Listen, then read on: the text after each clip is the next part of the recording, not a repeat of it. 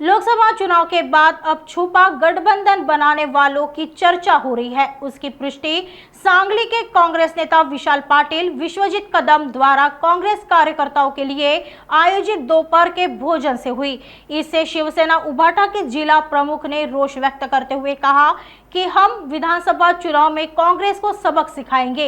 इस बार शिवसेना विधायक संजय सिसाट ने उद्धव ठाकरे और संजय राउत पर निशाना साधते हुए कहा कि जो पार्टियां हमारी विचारधारा को नहीं मानते वो पार्टी हमें स्वीकार्य नहीं। ये उभाटा के नेता ने बता दिया। हमारी भी यही भूमिका थी। अगर उद्धव ठाकरे ने हमारी भूमिका स्वीकार की होती तो आज उनके पार्टी की ये अवस्था ना होती।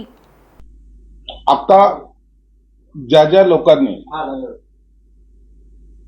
आघाड्या केल्या होत्या, युती केली होती, त्याबद्दलच्या चर्चा सुरू झालेल्या आहेत आणि त्याचा प्रत्यय म्हणून आज काल सांगलीमध्ये विशाल पाटील असेल, कदम असतील, त्यांनी जे काही जेवणावळी दिली आणि त्याला आवर्जून सर्व काँग्रेसचे नेते उपस्थित होते, त्यावर उभाटा गटाच्या जिल्हा प्रमुखांनी नाराजी व्यक्त केली। ही वस्तुस्थिती होती।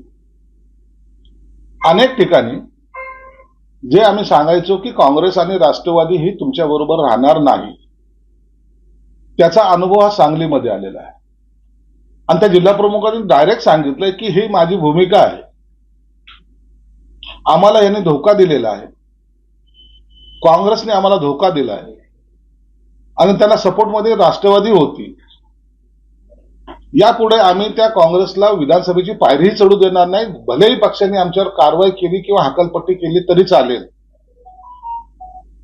हीच भूमिका आमची पहिली होती की जे पक्ष आपल्या विचारधारेचे नाहीत, ज्यांना आपली विचारधारा मान्य नाही, परंतु आपण त्यांच्याबरोबर फरफटत जाण्यापेक्षा वेगळं झालेलं कधीही चांगलं, त्या आमच्या भूमिकेला सांगलीच्या जिल्हा प्रमुखांनी दिलेली ती पुष्टी आहे। यावेळेला काही का कारण असाना, परंतु थोड्या बहुत प्रमाणात त्यांची जी काही आपसामध्ये ऍडजस्टमेंट ज्याला म्हणतात ती झाली होती। ही विधानसभेला निश्चित होणार नाही याबद्दल कोणती शंका सुद्धा नाही। हे एका मतदारसंघात घडलं का? नाही, अनेक मतदारसंघामध्ये असा प्रकार घडलेला आहे आणि म्हणून या लोकसभेच्या निवडणुकीचा जर फायदा कुणाला जर होत असेल तर तो काँग्रेस आणि शरद पवारांना होणार आहे, त्यांच्या गटाला होणार आहे। पक्षाची जे काही वाताहत लावायचं काम जे काही संजय राऊत सारख्या माणसाने केलं त्याचा परिणाम या पक्षांना फायद्यामध्ये झालेला आहे। मुळामध्ये जो कार्यकर्ता, जो शिवसैनिक शिवसेना प्रमुखाच्या नावाचा जयघोष करून आयुष्यभर इतरांशी, काँग्रेसशी आणि राष्ट्रवादीशी लढत राहिला, त्याला आता लाचारासारखं त्यांच्या समोर जावं लागलं, हे खऱ्या अर्थाने दुर्दैव आहे। मग महायुतीमध्ये असं झालं का? तर एखाद्या ठिकाणी जर झालं जरी असेल तर त्यावर तातडीने कारवाई करण्याचे आदेश सुद्धा देण्यात आलेले आहेत एखाद्या ठिकाणी चुकून। कारण की ही निवडणूकच अशी होती की मोदींना तिसऱ्यांदा पंतप्रधान बनवायचं, त्यासाठी महायुतीचे प्रत्येक उमेदवार हा निवडून आला पाहिजे, हा त्याच्या मागचा आमचा ध्येय होतं। म्हणून आम्हाला जो आत्मविश्वास आहे की आमच्या जागा वाढतील त्या या कारणामुळे। परंतु उभाटा गटाच्या कार्यकर्त्याचं जे दुर्दैव आज पाहायला मिळतंय, त्यांच्यावर आलेलं संकट जे पाहायला मिळतंय, त्यामुळं आमच्या सारख्या कार्यकर्त्याला सुद्धा मनस्ताप होतोय।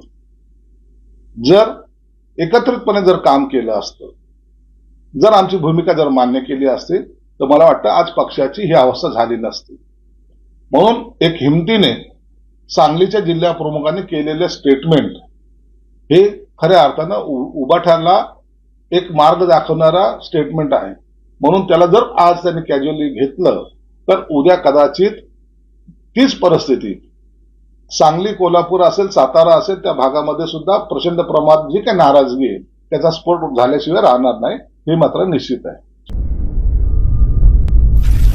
नागपुर समय, गली से दिल्ली तक।